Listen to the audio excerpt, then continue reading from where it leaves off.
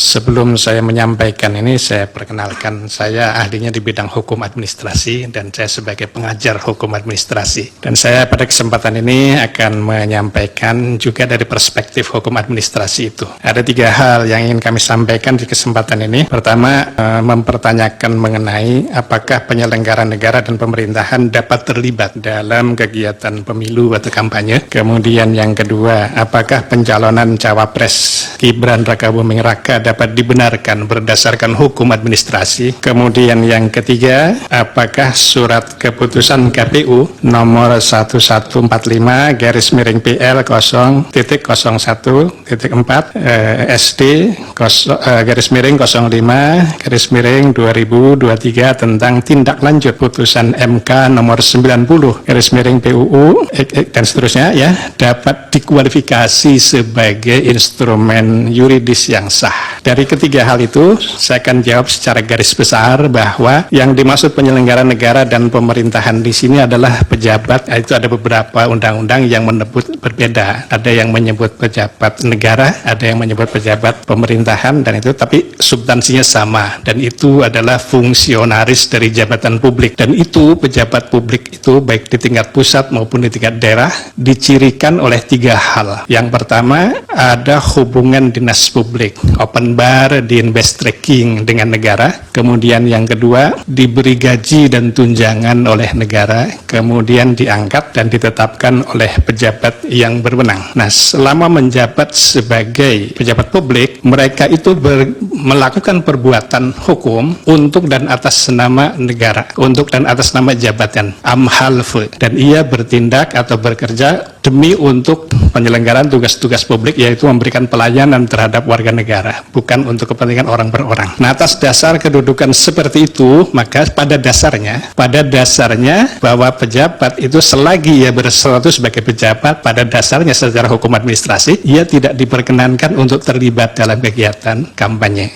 Namun, Undang-Undang Pemilu membolehkan dengan 2 syarat. Syarat yang pertama adalah boleh dengan izin cuti, kemudian yang kedua dipersyaratkan tidak boleh menggunakan fasilitas negara. Kalau syarat ini terpenuhi maka boleh. Tapi kalau tidak terpenuhi maka itu secara hukum administrasi masuk dalam kategori perbuatan melawan hukum berdasarkan hukum administrasi yang dikenal dengan istilah onrechtmatig besturen. Onrechtmatig besturen itu ada 4 kemungkinan. Kemungkinan pertama adalah tindakannya itu bertentangan dengan peraturan perundang-undangan yang berlaku. Kemungkinan kedua, tergolong sebagai perbuatan melawan hukum dalam perspektif hukum administrasi adalah ada penyalahgunaan wewenang di situ. Kemudian yang ketiga, tindakan itu ada unsur sewenang-wenang, willekeur. Kemudian yang keempat, tergolong sebagai PMH dalam HAM, itu adalah tindakannya bertentangan dengan asas-asas umum pemerintahan yang baik. Oleh karena itu, dalam perkara akuo, kalau ada syarat yang tidak terpenuhi, maka masuk kategori itu. Itu untuk yang pertama.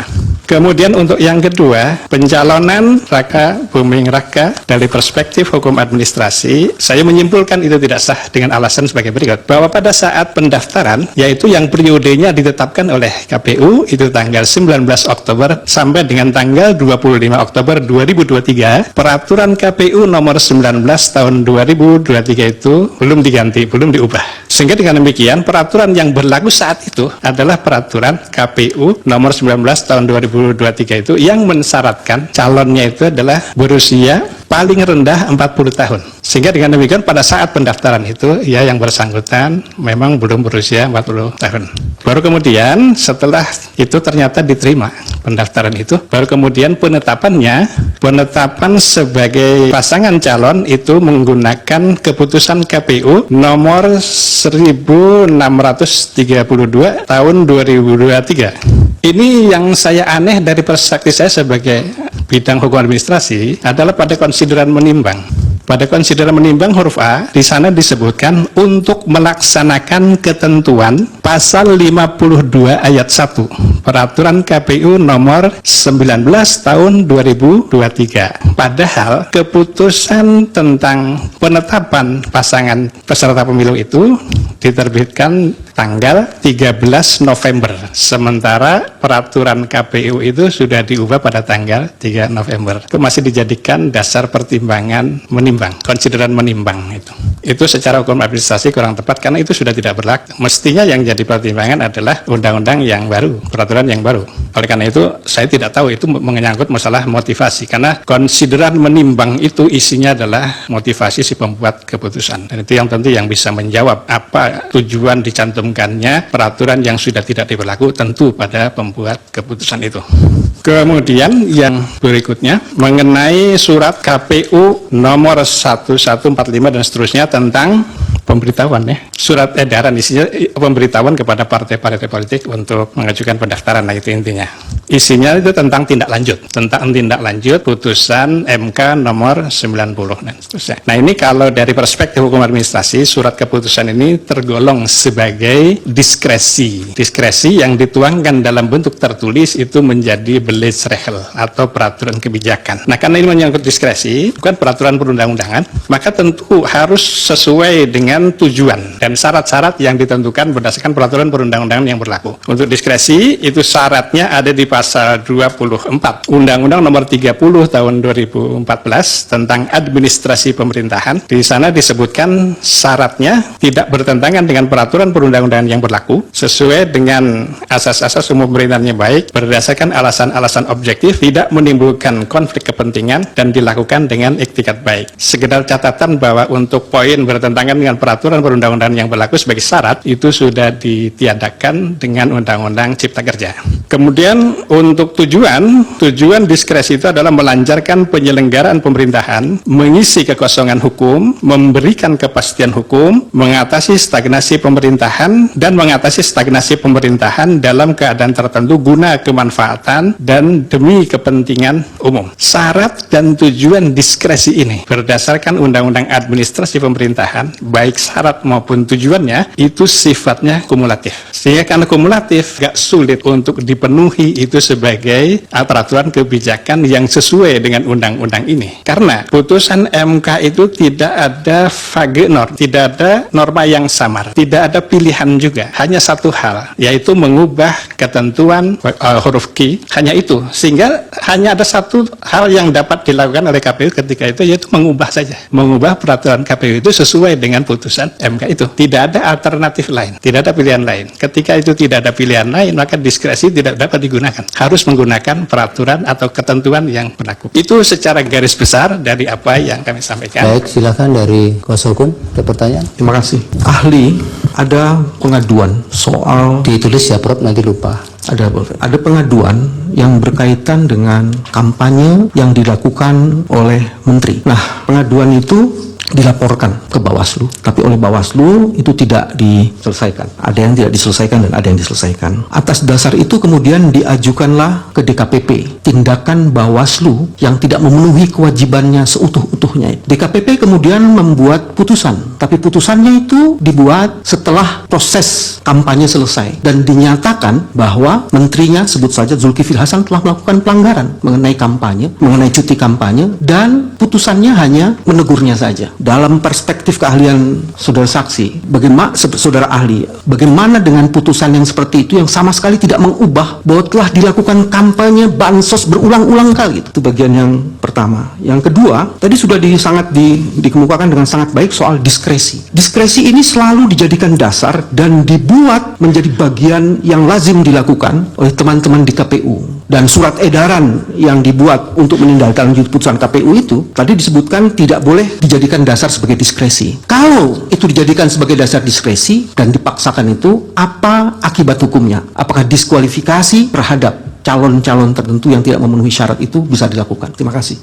Pak Refli, silakan. Iya, tadi saudara mengatakan bahwa penetapan Gibran itu adalah pelanggaran dari sudut hukum administrasi. Pertanyaan saya, seandainya pelanggaran ini tidak disengketakan, apakah kemudian pelanggaran tersebut kemudian dianggap menjadi sah begitu? Termasuk misalnya tidak, dan apakah masih bisa dipersoalkan di institusi seperti Mahkamah Konstitusi ini? Termohon, silakan. Terima kasih kepada saudara ahli. Sebelum kami mengajukan pertanyaan, akan kami bacakan rumusan pasal di dalam peraturan KPU nomor 19 tahun 2023 tentang pencalonan serta pemilu presiden dan wakil presiden. Di dalam pasal 13 ayat 3 itu ditentukan bahwa syarat calon presiden dan wakil presiden berusia paling rendah 40 tahun sebagaimana dimaksud pada ayat 1 huruf Q terhitung sejak penetapan pasangan calon oleh KPU. Yang kedua, pasal 17 ayat 1.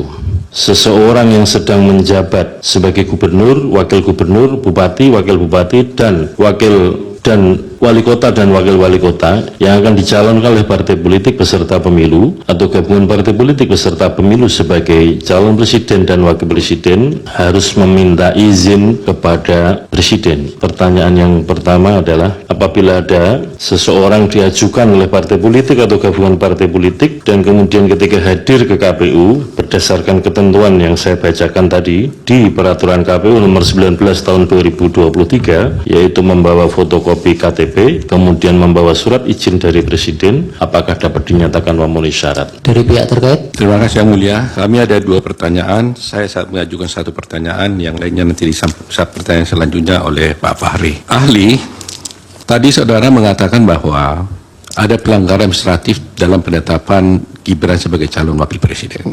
Kita mengetahui bahwa putusan Mahkamah Konstitusi, khususnya nomor 90, itu kan sifatnya kan erga omnes. Sebagai putusan yang erga omnes, maka dia juga final dan mengikat. Dan karenanya dia berlaku seketika ketika putusan itu dikeluarkan. Dan dalam praktek yang kita tahu juga, banyak sekali putusan-putusan Mahkamah Konstitusi yang oleh lembaga-lembaga lain tidak pernah dibuat peraturan perubahan-perubahan terhadap daripada adanya undang-undang putusan Mahkamah Konstitusi tersebut. Kemudian saudara mengatakan tadi bahwa harus ada perubahan daripada peraturan tentang itu. Dan kalau itu tidak dilakukan, saudara mengatakan itu melanggar hukum administrasi, dari segi administrasi. Pertanyaan saya, apa yang menjadi dasar saudara mengatakan itu, dan mohon saudara tunjukkan ketentuan mana di dalam hukum administrasi yang dilanggar oleh KPU dalam situasi seperti ini. Terima kasih.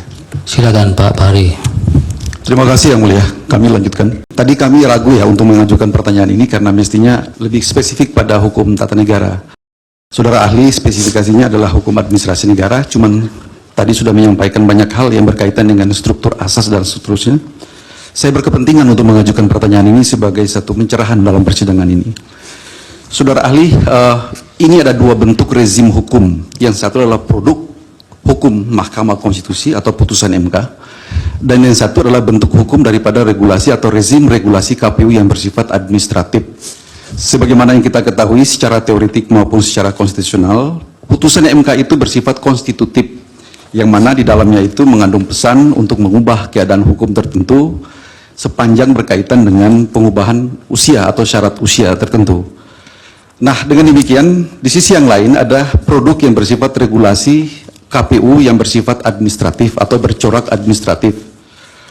Di sini yang kita ketahui bahwa yang sangat dominan atau yang bersifat determinan adalah putusan Mahkamah Konstitusi, karena putusan Mahkamah Konstitusi mengerimkan adanya satu fasilitas konstitusional untuk seseorang dibolehkan atau memenuhi syarat untuk menjadi calon wakil presiden. Yang saya ingin tanyakan adalah dalam situasi seperti ini, apalagi putusan MK itu tidak bersifat ekspresif verbis untuk harus dibuatkan atau ditindaklanjuti untuk dibuatkan bentuk hukum tertentu sebagai tindak lanjut yang bersifat operatif untuk melaksanakan putusan MK itu. Dari mana justifikasi secara teoretik untuk mengatakan bahwa ketika mengubah peraturan KPU 19/2023 merupakan sebuah keharusan hukum atau sesuatu yang bersifat imperatif? Kami butuh penjelasan ini agar kita menjadi dapat pencerahan terkait dengan persoalan ini. Terima kasih. Fahri. Baik, dari Hakim ada? Cukup, silakan Rob dijawab. Izin Yang Mulia, Bawaslu. Oh, silakan, 1 pertanyaan tadi diberi kesempatan tidak. Silakan. Terima kasih Yang Mulia. Izin kepada ahli, apakah boleh ada perubahan peraturan pada saat proses pendaftaran maupun verifikasi apapun itu, termasuk pencalonan dan yang lain? Apakah dan saksi bisa membandingkannya dengan putusan nomor 30 tahun 2018 tentang pencalonan anggota DPD yang mengubah syarat pada saat penetapan DPS menjelang DPT. Pada saat ini putusan MK nomor 30 tahun 2018. Tolong dibandingkan dengan Tolong diulangi pertanyaan, apakah boleh ada perubahan syarat pada saat proses dari pendaftaran menjelang verifikasi atau pada saat verifikasi pencalonan, entah itu calon presiden ataupun calon anggota legislatif, bandingkan dengan putusan MK nomor 30 tahun 2018 tentang pencalonan anggota DPD mengenai syarat calon anggota DPD. Terima kasih. Baik. Ya. Silakan Rob, singkat padat jawabannya. Baik, untuk yang pertama, masalah kenapa DKPP hanya memberikan putusan menegur, karena memang kewenangan DKPP hanya itu, tidak bisa memberikan sanksi yang lain. Maksudnya? Pakai mic Pak Bambang, nanti jangan maaf tadi antara kita ya. Ya. harus Ya. Semua harus benar. Ini lebih kepada Bawaslu membuat putusan yang kebermanfaatannya itu. Ya, jelaskan sama ahlinya Pak. Ya. Oke. Jadi saya lebih tekankan kebermanfaatannya. Ada pelanggaran faktual, nyata, dan sistematik berulang-ulang, tapi kemudian Bawaslu membuat putusan itu yang hampir tak bermakna bagi law enforcement proses itu.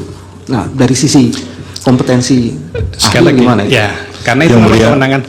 Iya, Kami keberatan karena kuasa hukum mengarahkan ahli untuk menjawab seperti apa yang diinginkan. Iya, Pak ahli tidak perlu harus memaksakan untuk menjadi tahu yang sebenarnya ahli tidak tahu. Kan sudah disumpah sesuai dengan keahlian yang dimiliki. Jadi kalau Pak Bambang tanya di luar konteks yang dianukan, kemudian ahli tidak firm pada bidang itu yang ditanyakan, ya tidak. Kalau masih jawab. Ya, kalau bisa jawab, silakan. Kalau dalam hukum administrasi, ketika itu menyangkut masalah, kan ada dua norma dalam hukum administrasi itu. Satu norma pemerintahan, Bestur norm, itu untuk penyelenggaraan tugas-tugas sebagai pejabat negara, sebagai ASN, itu tunduk pada Bestur norm. Tetapi di samping itu ada juga namanya Gedrag norm, norma perilaku. Di situ masuk sumpah jabatan, fakta integritas, peraturan disiplin. Kalau pelanggaran di sektor itu, sanksinya sebagaimana yang tertera dalam peraturan perundang-undangan, teguran dan lain-lain.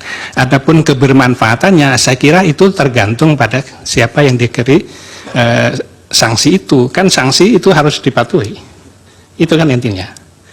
Saya kira itu. Baik. Kemudian yang kedua, Cukup. apakah diskresi yang tidak memenuhi syarat itu dapat dikualifikasi sebagai diskresi yang tidak sah? Iya, karena diskresi ada syarat-syarat dan sekarang sudah menjadi hukum positif di pasal 22 dan pasal 24 itu mengenai syarat dan tujuan dan sifatnya kumulatif. Kalau itu tidak terpenuhi, maka dengan sendirinya diskresi atau peraturan kebijakan itu menjadi tidak sah. Kalau secara teori itu sebenarnya alternatif. Kalau secara teori, ada beberapa kemungkinan digunakannya diskresi. Yang pertama adalah lempten in hetra, ketiadaan peraturan perundang-undangan. Kemudian yang kedua, ada peraturan perundang-undangan tapi normanya samar. Misalnya untuk kepentingan tertentu boleh apa? Kepentingan tertentu itu samar. Itu boleh diberi penjelasan oleh peraturan oleh pejabat yang berwenang dalam bentuk peraturan kebijakan atau mengandung norma terbuka. Misalnya, bagi masyarakat yang terkena dampak gempa misalnya akan diberi bantuan secukupnya. Kalimat secukupnya itu norma terbuka. Itu bisa diisi sesuai dengan waktu dan tempat mengenai nilai bantuan itu. Kemungkinan yang terakhir bahwa diskresi dapat digunakan itu adalah karena ada pilihan. Biasanya menggunakan kata dapat. Jadi redaksi peraturan perundang-undangan yang menggunakan kata dapat itu mengandung pilihan, bisa iya atau tidak, tetapi harus dimaknai dalam konteks hukum administrasi itu bahwa kalau ia mengambil kebijakan, ia harus atas dasar pertimbangan hukum yang mendukungnya. Begitu pula ketika itu tindakan tidak diambil, ia harus atas dasar pertimbangan hukum yang mendukungnya. Bukan berarti diskresi bermakna semaunya. Itu kalau dalam teori itu sifatnya alternatif. Tetapi peraturan perundang-undangan kita, khususnya Undang-Undang Nomor 30 Tahun 2014, itu sifatnya kumulatif, sehingga harus terpenuhi semuanya. Dan kata menunjukkan bahwa itu kumulatif, itu kata terakhir sebelum rincian itu menggunakan kata dan. Dan di dalam anotasi itu jelas-jelas disampaikan di sana bahwa itu sifatnya kumulatif. Kalau tidak terpenuhi salah satu maka tidak bisa digunakan. Atau dengan kata lain, peraturan atau diskresinya itu menjadi tidak sah. Itu. Kemudian pertanyaan berikutnya yang saya tinjau begini, bahwa peraturan yang sekarang berlaku itu adalah peraturan KPU nomor 19 dan kebetulan ada putusan Mahkamah Konstitusi dan itu ada jarak waktu untuk perubahan, karena itu harus menggunakan peraturan putusan KPU itu. Karena peraturan KPU itu jelas tertuju kepada peraturan perundang-undangan yang mencantumkan norma yang diuji itu. Sehingga itulah yang berlaku. Maka dasar legalitas mengenai keabsahan seseorang itu berdasarkan peraturan yang berlaku itu. Dan peraturan itu menghendaki perubahan sebagaimana nanti pertanyaan yang ketiga itu sangat terkait mengenai mekanisme perubahan peraturan perundang-undangan. Jadi saya lanjutkan saja kepada pertanyaan yang berikutnya mengenai putusan MK itu erga omnes, kemudian final dan mengikat. Benar itu.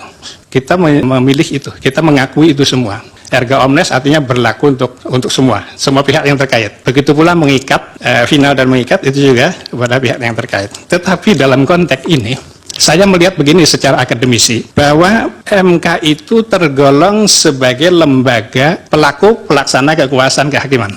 Sehingga produk dari MK itu dalam bahasa Belanda disebut vonis, putusan. Sementara pelaksanaan pemilu beserta rangkaiannya itu bukan diatur dengan vonis, tapi diatur dengan peraturan perundang-undangan. Sehingga meskipun ia final dan mengikat, tetapi saya memaknainya bahwa finalnya itu tertuju pada pihak terkait dan bentuknya adalah mengubah sesuai dengan putusan Mahkamah Konstitusi itu. Adapun untuk pelaksanaan administrasi, pelaksanaan tata cara pencalonan dan lain-lain itu harus merujuk pada peraturan perundang-undangan, pada regeling. Dan regeling itu dalam hal ini dibuat oleh KPU yang diberi kewenangan membuat aturan itu.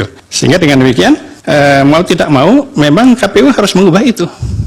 Dan ini saya kira sudah menjawab semua yang tadi ditanyakan. Semoga Allah senantiasa menuntun kita di jalan yang diridhoinya. Amin, amin, amin ya rabbal alamin. Ya rabbal alamin. Aku qouli hadza, astaghfirullah li wa lakum. Wassalamualaikum warahmatullahi wabarakatuh. Terima kasih.